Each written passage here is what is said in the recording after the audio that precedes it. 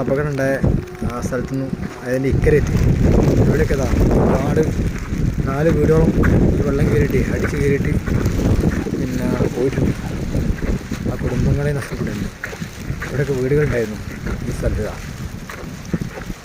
അതൊക്കെ പോയിട്ടുണ്ട്. അപകടം നടന്ന സ്ഥലമാണ്.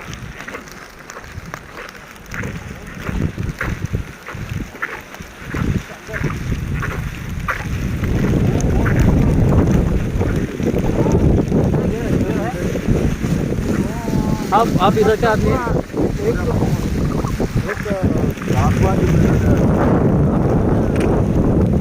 ഇവിടെ എന്താ നടന്നത്?